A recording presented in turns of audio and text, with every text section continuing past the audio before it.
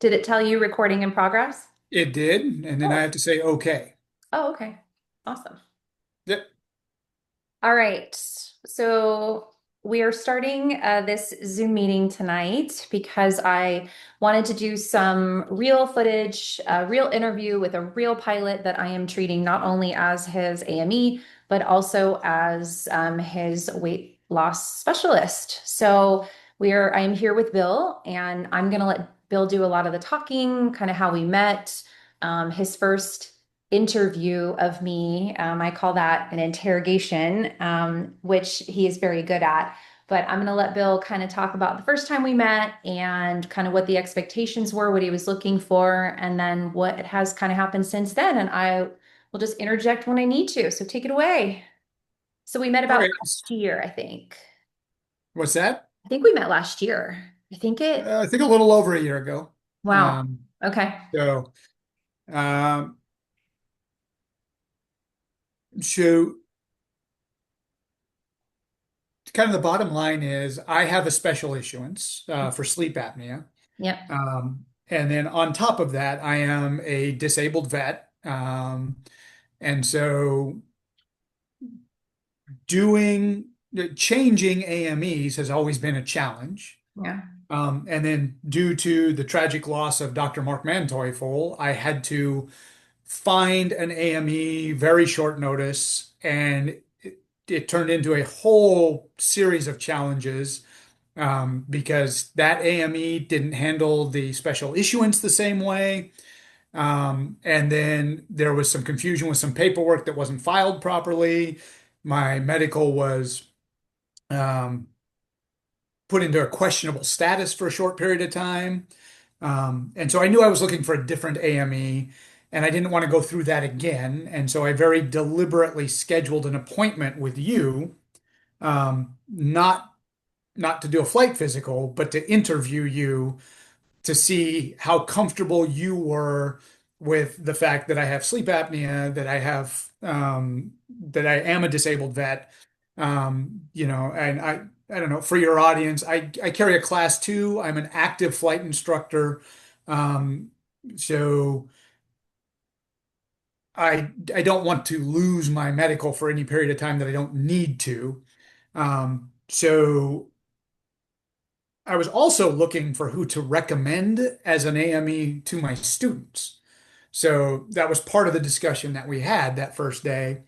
Um, and it was obvious very, very quickly that you were perfectly comfortable with the sleep apnea process, that that was not going to be an issue. And in fact, when the paperwork issue came up with the other AME, I don't know if you even remember this, I emailed you and you helped me help him get it sorted out.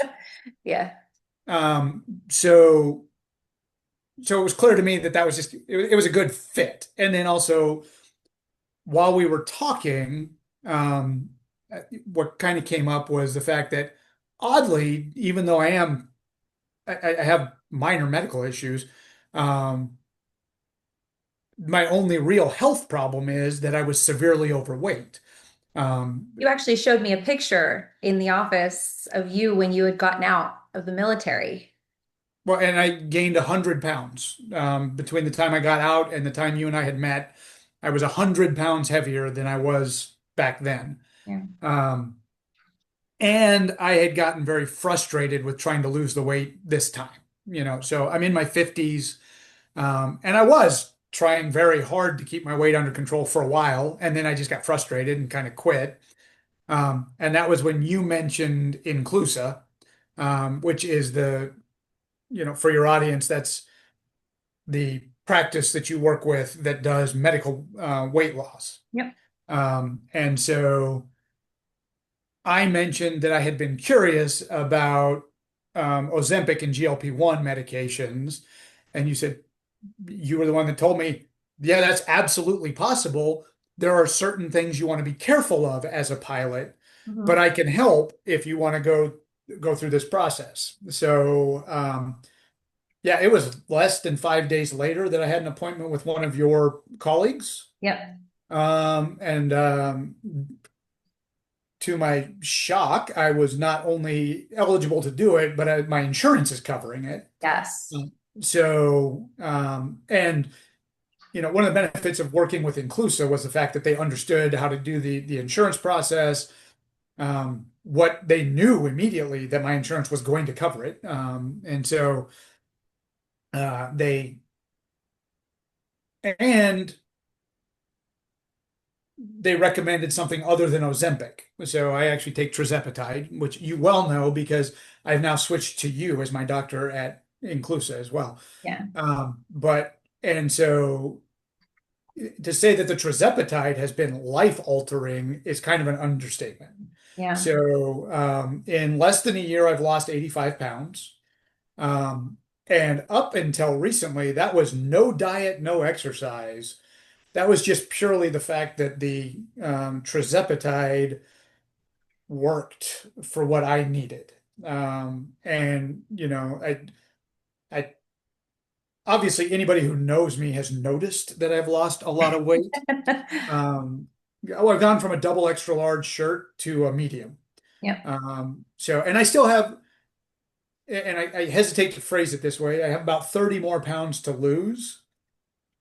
That 30 pounds is because I still have excessive visceral fat. I still have, um, uh, I still clearly have excessive fat in my waist area. Hmm. And that puts me right in the healthy weight according to the weight charts for me, but not just weight. It's clear to me that that's about how much fat I have to lose.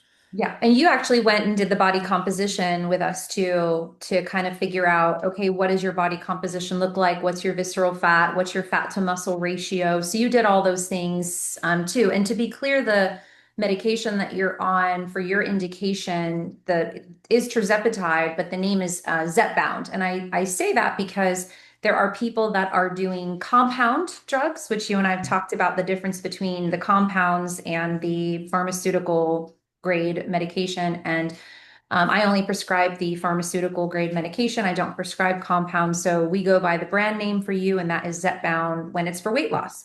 And the other thing to note, since this is a discussion for pilots, for the pilot community, this is a medication that is completely okay by the FAA. This is a something that you and I have some things that we talk about.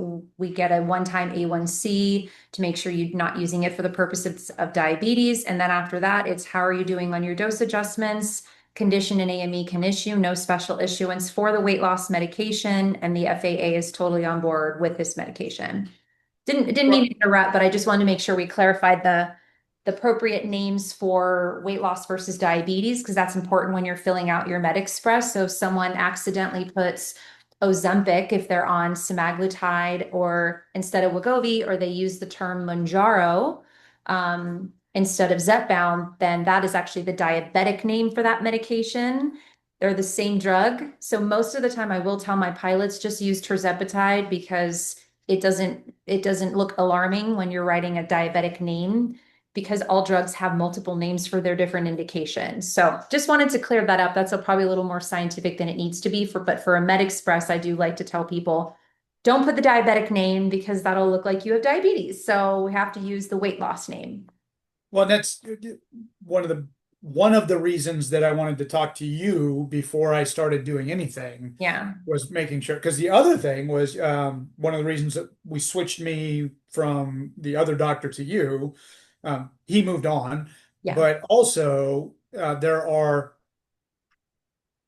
things in the protocol that you can use that you can't use as a pilot. Right. And so I think it's important for if when I'm talking to my students and when I'm talking to other pilots, I just would say things like, "Hey, talk to your AME. Spend the $100 for an appointment. Go in and have an appointment and say, hey, this is what's going on, and um, the when I was with the other doctor at Inclusa, I think I texted you at one point and said, hey, this is what's going on. This is where we're at. And you said, okay, let me talk to him because I don't want you to do this part of the protocol because that will cause problems with your medical. And I'm like, okay, it's good to know. Yeah, yeah. And There then are, when I did my annual flight physical with you, because I have to do a flight physical every year. yeah. When I did my annual physical with you, um, you walked me through what you wanted me to put for certain parts on the paperwork so that it just simplifies the process. And I think the big lesson for pilots is have a relationship with your AME that isn't just showing up every other year for your class two or every 5 years for your class three or every 6 months for your class one, but that's, hey, this is what's going on with me. This is where I'm at. You and I have talked about a medical screening that I'm going to have done, those sorts of things. And then if you're an overweight pilot, you know, good Lord, the Zepbound has been phenomenal. And one of the things that the other weight loss doctor and I talked about specifically was the mechanisms that Zepbound actually uses. And I think it's important for people to understand, it causes your entire digestive system to contract just a little bit. See, you can correct me if I'm wrong. This is what Oh I no, learned from the no, other you're good. doc. You're good. Yeah, it slows the gut motility so that you The feel full longer. longer. Right. Yeah, the way it was described to me initially was it initially causes your entire digestive system to kind of contract, so you have a little less capacity to start with. Yeah. Then it slows your motility, so you feel fuller longer. Right. And I'm not going to be able to describe this well, but it also causes you to recognize satiation better, Mhm. which for me, I think is actually the biggest thing because I had never felt full in my life. I remember you telling me that. Yep. And I'm like, and that feeling is different than feeling bloated. I had overeaten my whole life and eaten to the point where I was overfull and sick, but this is you eat and you're like, oh, no, I'm done. I'm good. But you don't feel uncomfortable. You're not stuffed, that sort of thing. And then he described that there's also an effect hormonally that causes you to just be less interested in food. And I definitely sense that. Yeah. Just the fact that eating is not my one and only thing in life. It's not without weird side effects. They're more social than anything else for Oh, me. yeah. Yeah. And that is a significant portion of my social life revolved around food, going to lunch with people, going to dinner with people, having parties, buffets and crap like that. And it's weird now because a restaurant portion is at least 2 to 3 times what I'm going to eat. So, and then my wife is actually in the same program in Inclusa. And I only bring that up because she used compounded before. She was paying out of pocket for compounded. And then when we found out that my insurance would cover the real deal, she Mhm. switched. And what I can tell you is compounded was working for her. Yeah. Um, Zepbound real medication was like turbocharged working for her. Yeah. So, so she has reached At a lower starting dose, like at the starting or dose. at a much Yeah. she never went above 10 milligrams. Yeah. And she is at target weight now. She's doing some body toning. But then the next thing is, you talked when I switched over to you, you started talking about body composition more so than just weight. Uh, you know, Weight is a number amongst a bunch of numbers, I think is a healthy way to view this. So we've actually bought a Hume home body pod that um, it's a it takes the same kinds of measurements. Yeah. So our next appointment, I plan to send you, hey, this is what my at-home stuff is saying to me now. Great. And we'll see how close it comes out with your big fancy machines. I'd love to know because I've seen commercials for those and I've always wondered, like, hey, is this something good I could recommend? Not to every patient, because we see, because we're an insurance-based clinic, Inclusa, we see anything from uninsured, Medicaid, Medicare, age, pediatric to 90-year-old. So we're kind of across the board. And it really just depends. We want to make it as affordable and inclusive as possible. What I like my favorite patient, I feel is a pilot. Mostly because, right, I'm an AME first, and then I do the weight management. I got both degrees at the same time last year, got board certified obesity medicine, and couldn't wait to get started. And then was very excited that the FAA actually allowed these medications because they prevent diabetes, like they turn your diabetes risk around, right? So, and they reverse diabetes. I have another pilot that started these and reversed his diabetes before the FAA even had a chance to look at the paperwork for the deferral.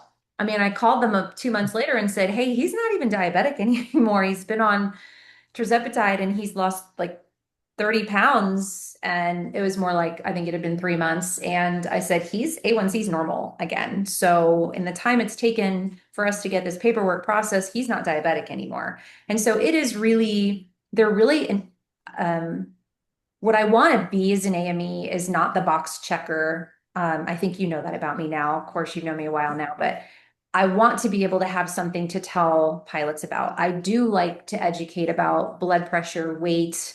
And I think one of the biggest things I see, because it's such a sedentary job with such high expectations for health, is that I see the weight start to tick up, especially in pilots that are doing a lot of red eyes, that are eating predominantly throughout airports. It's just, it does not set you up for success, this career path, unfortunately, when it comes to weight loss and dieting, unless you are, I mean, that is all you think about. And that's not really realistic either. And so I have quite a few pilot patients now. And because it's a once a week injection, and they are now starting to lose the weight. I mean, one of my best success, another one of my success, he's kind of in the process of success. He's another pilot that I see. He's about to be under 300 pounds for the first time since he can remember. And his sense of knowing how he's doing is he can now walk from a certain terminal to the next without being sweaty and short of breath because he's already lost so much weight. And so it's just incredible to see this and to say, well, God, we may not have gotten away with, you still have the sleep apnea, which is a really easy special issuance if you do the paper correctly, with very little wait time usually, as you can probably attest to, although yours seemed a little rocky. But the diabetes, man, once you've got the diabetes diagnosis, you've gone from pre-diabetes to diabetes, and we just didn't catch it in time to like get you the weight off and get you out of the diabetes realm. Diabetes is such a pain in the butt, and it's a special issuance, and it's like being on these weight loss meds or being on this health journey, working out, understanding your body composition at any age really saves you a lot of headache with the FAA. Like if we're just talking FAA and AME world, saves you a ton of headache. But just in general, obesity is such a huge cause of mortality with all of the comorbidities that come along with it, that I'm very excited that the FAA allows these medications for you guys. And the meds you were referring to earlier, just for the pilots listening, there are well, there's a lot of meds actually, but there's a handful of medications we use for weight loss that are not okay with the FAA. One of them is phentermine.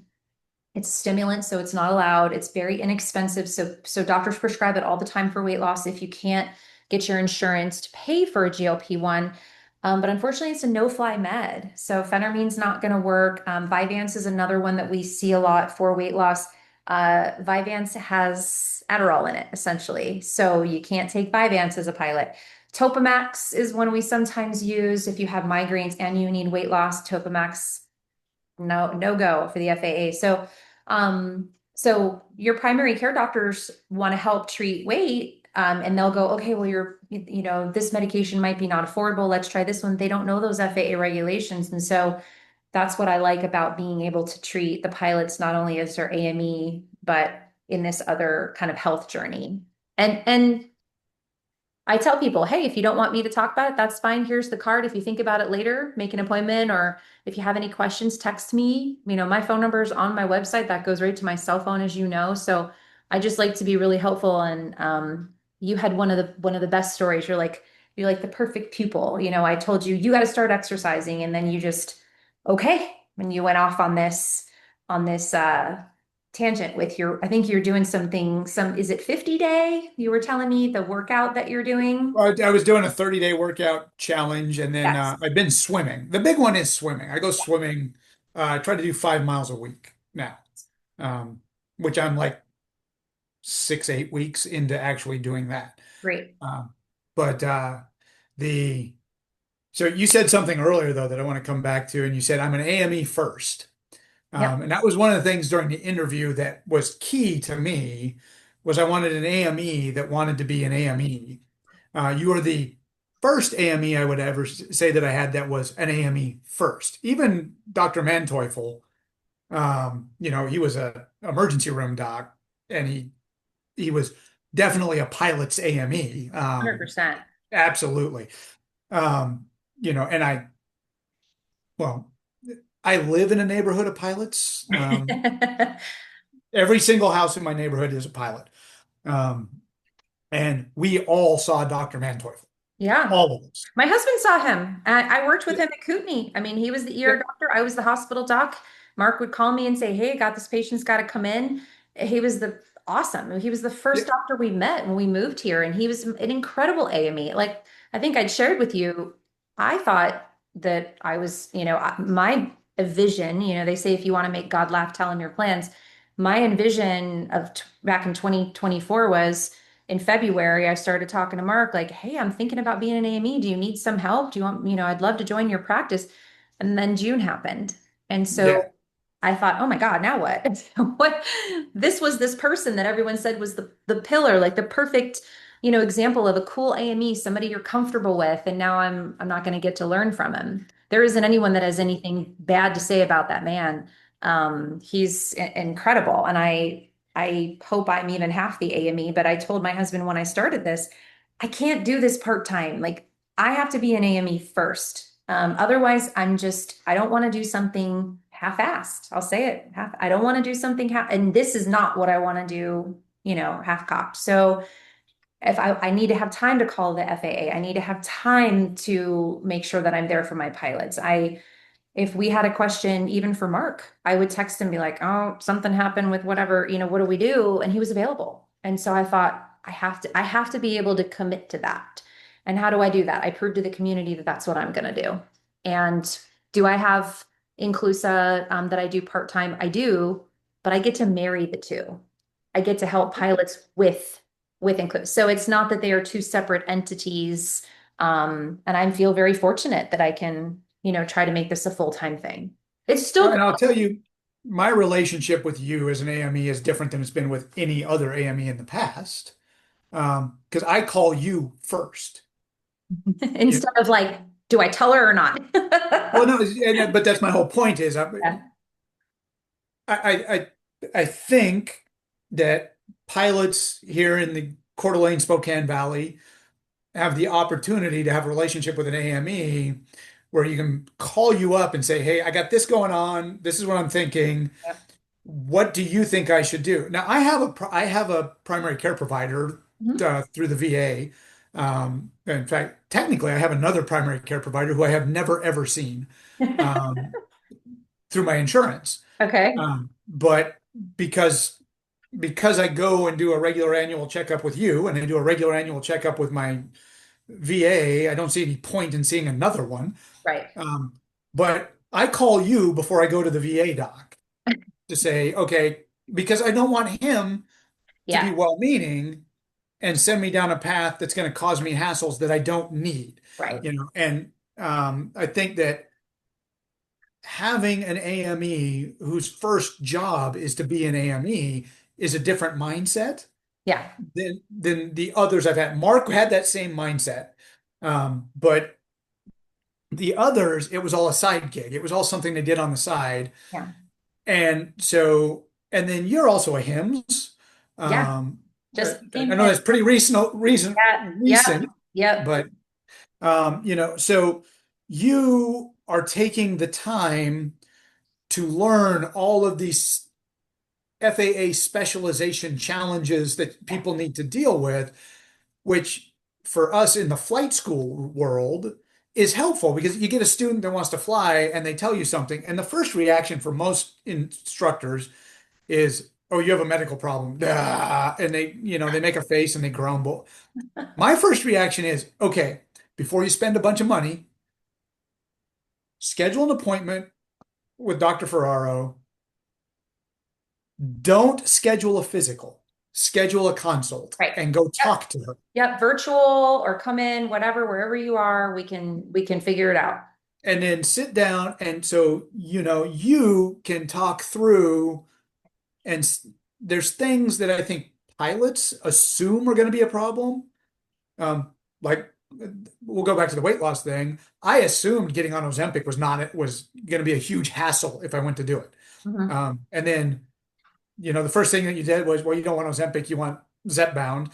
And then the second thing you said was, it's not a hassle at all. It's something you have to take one extra blood test. Yeah. Um, and Times just but once.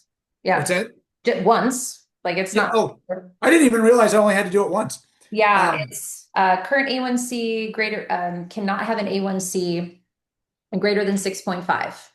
And that would indicate that you have diabetes. A1C 6.5 or greater, it means you have diabetes. So then the indication is you are now diabetic taking this medication. So then there's the diabetic pathway. So we avoid the diabetic pathway by not getting diabetes in the first place because the number one reason that we get type 2 diabetes is obesity. And so that's what I and meant, I found it. So I have TRICARE, and TRICARE is my primary insurance. right? And I was shocked that TRICARE covered it because TRICARE can be a pain over a bunch of stuff. Yeah. But turns out TRICARE has determined that financially, even as expensive as Zepbound is, it is cheaper for them to put us on Zepbound than it is for us to get diabetes. Yes, it is. So, It is. but for once, at least, an insurance company is approaching this in a way that makes logical sense to me Yeah. to say, hey, I have we have clients who are willing to follow medical advice and do what they need to do to avoid getting something that's going to cost us more money down the road.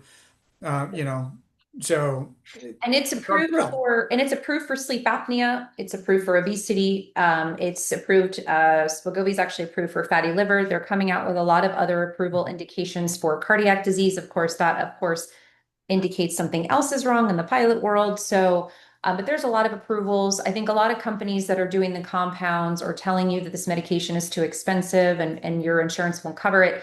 They don't have a robust prior auth department. We have a lot of people that work behind the scenes to really go after the insurance and figure out, what little thing did we miss in the note that we need to say, da, da, da, da, da, da. And so that takes a lot of work in the background, and I'm happy that they do it and that it's, that TRICARE does cover it. Things change every year. So, next year, CVS Caremark used to cover Zepbound, and then in the middle of this year, they decided we're not doing that anymore. And so we're having to like always rearrange the chairs, like figuring things out. But well, I really appreciate you coming on here with me tonight and chatting about all this. And my Zoom tells me I'm going to be out of time in 5 minutes. So I have something real quick I do want to touch on though. You Yes, mentioned the please. filling out the boxes. Yeah. Something else I think that pilots need to learn to do is if you have medical things, talk to your AME while you're filling out your resume. MedExpress. The Yeah, the MedExpress, sorry, yeah. MedExpress. Because I know you had me change how I wrote something. Yeah, if you have a question about MedExpress, it's so much better to like you said, book the consult, talk to me, especially when you're students, because students tend to either over or under, they Mhm. click every box for like eye or vision trouble. Oh, I once had something fly into my eye, or I wear glasses. I'm like, no, that doesn't mean you have vision, that's not what that means. Or the set box 17 with the contact, the monovision contact that confuses everybody. So I'm like, you know what? It's so much harder for me to then have to reverse everything that you did and like go back and say why we had to change that answer than it is like misunderstood question, misunderstood question. This is what the question says. If especially students, right? And I always offer the flight schools, hey, I'll come out and give a lecture. I'll come out, I'll do a Zoom to the CFIs. But I know the CFIs have enough to teach. Last thing they want to have to teach is how to fill out the MedExpress. So please call, book a consult. We can talk about what that question actually means, whether or not it pertains to you. And that's probably not something you're comfortable talking to a CFI about anyways, because it's your medical. So I'm available. But yeah, ask before you check the box, please. Yeah. So, um, but yeah, I am super happy to talk to you about this because I think it can help a lot of people. I If agree. nothing else, I can tell you it is much, much easier to get into the front of the 340 now than it used to be. Perfect. So, you know, Perfect. Yeah, so thank you so much for this. I know it's, not always comfortable to come on and talk about your medical stuff, but like you said, I really hope it helps people understand that, hey, I can be on these medications, I can do this weight loss journey. And then the sleep apnea special issuance. I want to just have a quick plug about that because people are scared to get sleep studies and, oh, I don't want to be honest. I don't want to be grounded for sleep apnea. There's no grounding time for sleep apnea special issuance. You get the sleep study, you're diagnosed. At your next medical, you say, hey, here's my CPAP data. I will say with that caveat that if you do end up getting tested for sleep apnea and you do have sleep apnea, the FAA will expect you to treat the sleep apnea. So, and they will want 365 days of your CPAP data. They will want a note saying that you're being compliant. And that is your special issuance. There's no wait time. I don't know if there was for you, but there shouldn't have been a wait time or ground time if the paperwork is done correctly. It's a little, oh, I had a ground time because the paperwork was not done oh, correctly the yeah. first time. There is But usually not a wait time or a ground time for that because it is something that we send the paperwork in, and there's a new sleep apnea and then a follow-up. So there shouldn't have been a grounding period, or I should say a special issuance deferral. You don't have to defer somebody to make a sleep apnea special issuance. You can issue, say the documents are coming, and they'll want the documents. So if we don't provide them, you're going to hear from them. But it's one of the only ones that there isn't a whole lot of wait time if it's done properly. So I just wanted to do and, that last plug for sleep apnea so that people are not scared to treat it. It is a and lethal for your diagnosis. clients, treating it is life-changing. You Yes. feel so much better. Right. It's hard to start on the CPAP, Oh yeah. but once you get used to using it, Yeah. you will feel noticeably better. And I'm convinced that anybody that actually uses it properly, if when they can't use it for some reason because they're Oh yeah. traveling and they No. forget it, you feel like crap. They do. They do. So, but no, I'm happy to help. I hope, if we can get a couple of people to treat something that they weren't going to get treated otherwise because they were afraid, Yeah, you know, it's worth it. it in aviation money, $100 consult with your doctor is nothing. Just pay for it. Yeah, well, maybe it's 200. I don't know what it It's is now. 150 for 150 30 for, minutes. Yeah. yeah, Yeah. I but usually answer questions in 30 minutes. So I do it at every half an hour increment, but so yeah, my plug to everybody is spend the $150, go do a consult, walk through what's going on in your life, and then have an AME that's on your side that can help you work through everything so that you keep flying as much as possible, and go to work. yeah, exactly. Go to work. All right, Bill. Exactly. Well, thank you so much. You have a good rest of your night, and I really appreciate you doing this. Okay, take care, Doc. All I right. will talk. I'm going to talk to you tomorrow, I know but I'll talk to you. yeah, All right. uh, I'll see you tomorrow for the appointment in the morning. Absolutely. All right. Have a good night. Thank you. Bye. Bye.